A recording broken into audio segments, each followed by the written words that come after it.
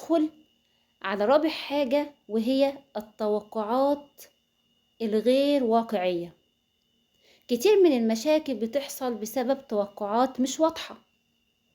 هي متوقعة انه يعرف شعورها من غير ما تقول لا يا حبيبتي، وهو متوقع انها تعمل كل حاجة زي ما هو عايز.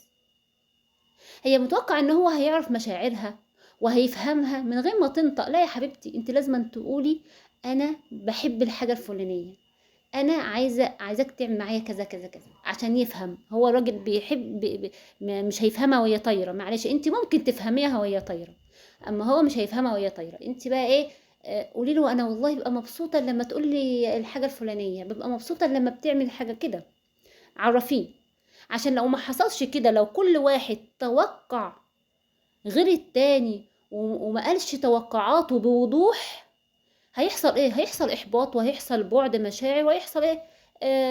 الزواج الصامت.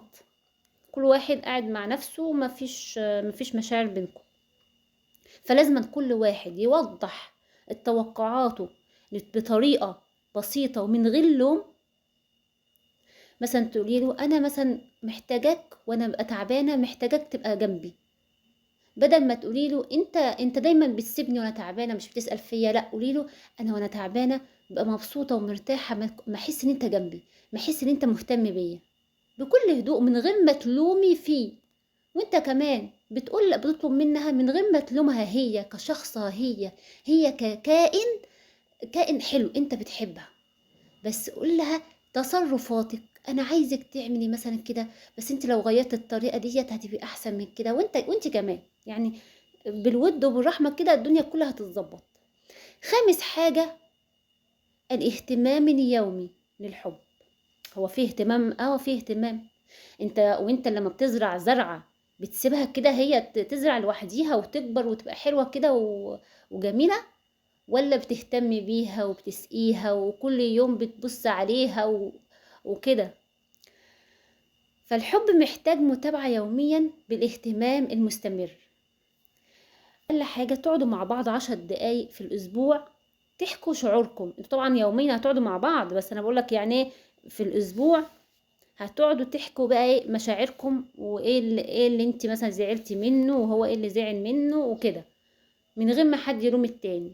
تاني حاجة، هتعملوا عادة بسيطة، تخرجوا خروجة، تلعبوا مع بعض، تعملوا حاجة مجنونة، تعملوا أكلة مع بعض، حاجة فيها متعة، فيها حاجة ايه لذيذة كده مع بعضيكم، تضحكوا وتهزروا مع بعض، اعملوا أي حاجة مفتوحة يعني. تالت حاجة، كل يوم كلمة شكر وتقدير على أبسط حاجة. والله لو كل يوم بتعملوا كده حياتكم هترجع أحسن من الأول مليون مرة.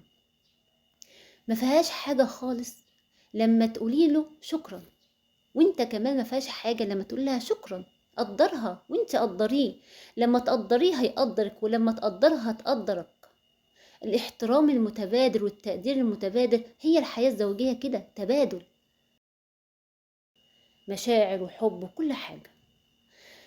وزي ما قلت لكم، لئن شكرتم لأزيدنكم. انت تشكر ربنا. لو زوجتك عملت لك حاجة، اي حاجة عملتها لك، اشكر ربنا. ولما تشكر ربنا، ربنا هيزيد النعمة. لئن شكرتم لأزيدنكم، توعد من ربنا ان ربنا هيزيدها.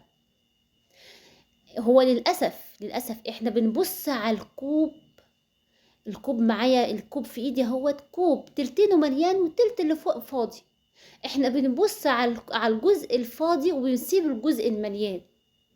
احنا عمالين نحارب ونتخانق ونبكي عشان الجزء الفاضي يملى، وسايبين الجزء المليان، سايبينه من غير ما نستمتع بيه. والعمر بيجري واحنا عمالين ندور على الجزء الفاضي، وناسيين خالص الجزء المليان، ناسيين نستمتع بيه، ناسيين نحس بيه، ناسيين نعيشه، نشكر ربنا عليه.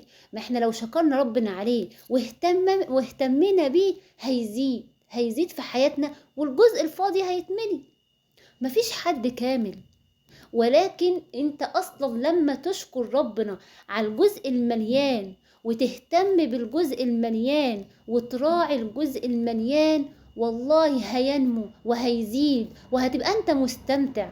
في حياتك. وانتي كمان يا حبيبتي اشكروا ربنا على الجزء المليان، اشكروا ربنا على الصفات الحلوة. انتوا لو كل واحد فيكم مسك ورقة وقلم كده وكتب صفات، انت كتبت مثلا صفات في زوجتي 1 2 3 10 20، والله هتطلع صفات جميلة. انت مش ايه ده، وانت بتكتب كده هتقولي ده الصفات دي موجودة، انا ما كنتش واخد بالي. وانتي كمان جيبي ورقة وقلم واكتبي صفات جوزك الحلوة الجميلة، هتلاقي نفسك بتكتبي مليون صفة، هتلاقي نفسك بتكتبي كتير. وانت كمان شوفوا الصفات الحلوة دي واستمتعوا بيها وحسوا بيها واشكروا ربنا عليها علشان تزيد والجزء الفاضي يتملي. واصلا الجزء الفاضي دوت مش هتحس بيه، لان انت خلاص انت مركز على الجزء المليان، انت بتحمد ربنا وبتشكر على الجزء المليان ومهتم بالجزء المليان وبتراعي الجزء المليان. فبالتالي الجزء الفاضي ده انت اصلا مش هتبقى شايفه، مش هتبقى شايف عيوب، وانت كمان مش هتشوفي عيوب. انت خلاص مهتمية بالجزء المليان وبتراعي الجزء المليان وبتغذي الجزء المليان، والجزء الفاضي انت مش هتشوفيه اصلا.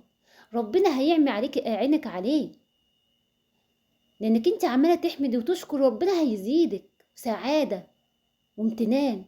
حبوا بعض، رجعوا العلاقة تاني لبعض، اهتموا ببعض، احترموا بعض، قدروا بعض، اشكروا بعض. ما فيهاش حاجة، كلمة بسيطة والله بترجع العلاقة تاني زي ما كانت وأحسن. الخلاصة، البعد أحيانا بيجي من حاجات صغيرة، الروتين الصامت، الجروح القديمة، اختلاف طرق الحب، والتوقعات الغير واقعية. لو عرفنا نتعامل معاها صح ونكون واضحين لبعض أكتر من اللازم، ونقدر بعض ونحب بعض، ندي الحب يوميا بطريقة واقعية، لو عملتوا كده هيرجع الحب والدفء أقوى وأعمق من الأول. وفي الختام، الحب مش مجرد شعور ومش مجرد كلمة، الحب هو الأمان، الحب هو الاطمئنان للقلب والسكينة للنفس والدفء اللي بنعيشه مع بعض كل يوم. ابدأ بنفسك، حب قلبك وروحك، وانت كمان يا حبيبتي ابدأي بنفسك، حبي قلبك وروحك، لأن اللي يحب بصدق بيجذب المحبة الحقيقية، حب صادق هادي مليان رحمة واحترام، يحمي قلوبكم ويقويها. خلي كل تصرف صادق، كل كلمة تقدير، كل لحظة رحمة هي اللي تخلي قلبه يزداد قربا منك، وتخلي بيتكم مكان سلام ودفء وحب دائم. شكرا من قلبي لكل حد سمعني للآخر وبيختار الوعي والفهم للطريق الحياة أهدى. ربنا يجعل كلامنا سبب في طمأنينة وراحة لبيوت كتيرة. ربنا يبارك في وقتكم ويجعل بيتكم سكنا ورحمة ومودة. وشكرا.